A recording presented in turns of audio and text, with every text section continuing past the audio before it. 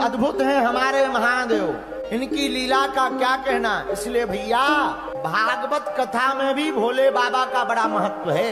क्या महत्व है? भागवत कथा के वक्ता श्री सुखदेव जी महाराज, इन्हीं का ही रूप है। बोलो हर हर महादेव। जब वेद व्यास जी ने भगवान शंकर की तपस्या की तो भगवान शंकर ने वरदान देते हुए कहा, जाओ हम तुम्हारे घर पर संतति रूप में आवेंगे और श्रीमद् भागवत महापुराण का प्रचार करेंगे। जब श्रीमद् भागवत महापुराण की कल की कथा में रचना हो गई तो श्री व्यास जी के मन में विचार आया, अब इसका प्रचार कौन करेगा। देखो भैया, बनाना सरल है पर दुनिया तक पहुंचाना बड़ा कठिन है। बोलो जय सिया राम। वेद व्यास जी को अपने पुत्र सुखदेव जी की याद आ गई। सुखदेव जी कौन है? एक बार भगवान शंकर कैलाश पर्वत पर बैठे थे, पार्वती जी सामने, पर भोले बाबा तो ध्यान में मगन। नारद जी पहुंच गए। नारद जी पार्वती जी को उकसाते हुए बोले, मैया आप तो भोले बाबा को बहुत मानती हो, भोले बाबा भी आपको मानते हैं, पर तुम्हें भोले बाबा के सभी राजों का, रहस्यों का पता नहीं होगा। पार्वती जी बोली, नारद जी हम तुम्हें जानते हैं, एक दूसरे में लड़ाई फंसाकर मजा लेने का तुम्हारा पुराना काम है, हमें बातें मत बनाओ। नारद जी बोले, मैया हम बातें ना बना रहे, सच सच बतावे, भोले बाबा जो गले में मुंडों की माला पहनते हैं तुम्हें पता है वो किसकी है? पार्वती जी बोली, हमें पता नहीं है। नारद जी बोले, तुम्हें तो फिर ये भी पता नहीं होगा कि भस्म किसकी रमाए।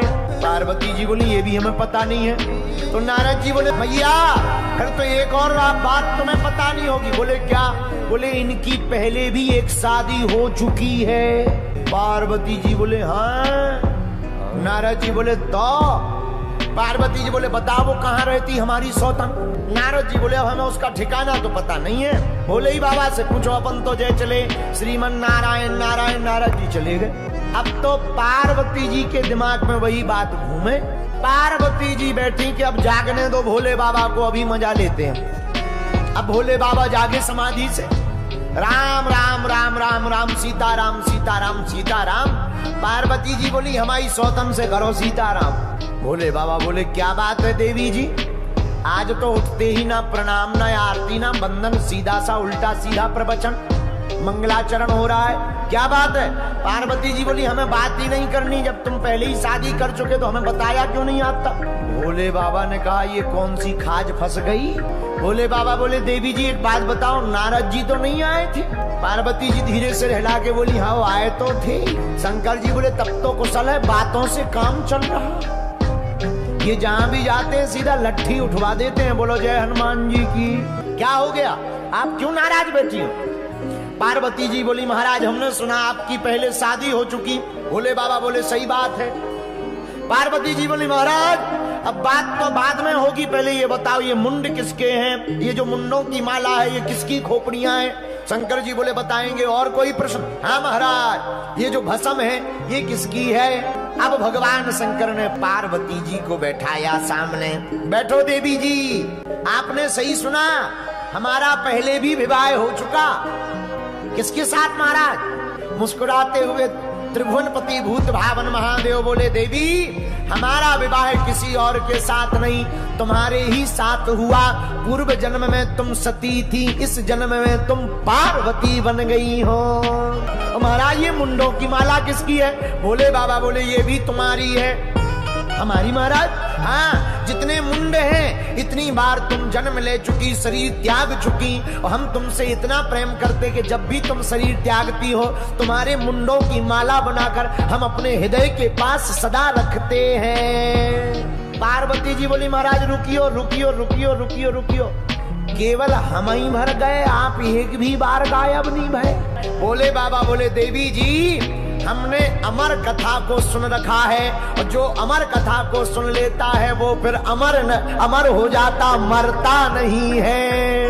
पार्वती जी बोली, महाराज वो जो भी कथा जड़ी बूटी हो हमें और खिवाए दो, कौन लफड़ों में पड़े बार बार, कम से कम अगली बार ये शक तो पैदा नहीं होगा। बोलो जय बजरंगबली। अच्छा, पर तीसरी बात नहीं बताई महाराज, ये भस्म किसकी है? भोले बाबा बोले 2 लोगों की। कौन कौन की? एक बोले जब तुम शरीर त्यागती हो तो हम तुमसे इतना प्रेम करते कि तुम्हारी देह जब भस्मीभूत हो जाती तब उसी भस्म में हम लौटने लगते हैं। और दूसरा, राम भक्तों की भस्म हम अपने तन पर लगाते हैं। बाबा अब बातें मत बनाओ, हम इतने बार चले गए, आप एक भी बार नहीं गए, वो बूटी हमें भी खवाओ। भोले बाबा बोले वो खवाई नहीं जाती, सुनाई जाती है, पिलाई जाती है।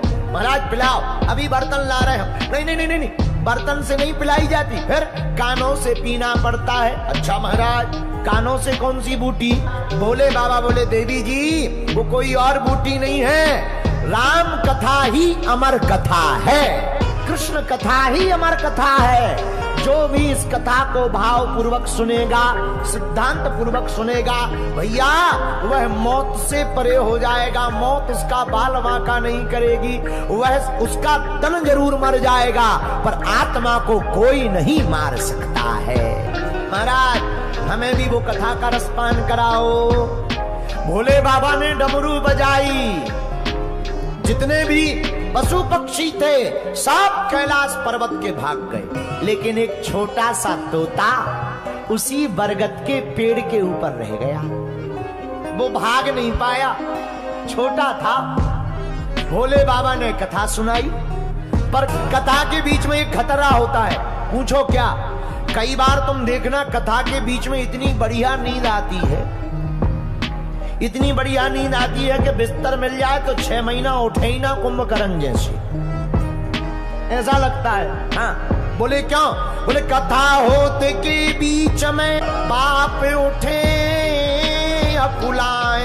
जो भीतर पाप रहते उन्हें लगने लगता अब हमें हाउस खाली करना पड़ेगा क्या, अब हमें भागना पड़ेगा क्या। एक काम करो, इसको ही कथा से उठा दो, ये कथा से उठ जाएगा तो हमें अंदर से भागना नहीं पड़ेगा। बोलो जय बजरंगबली। भोले बाबा ने भैया अमर कथा सुनाई।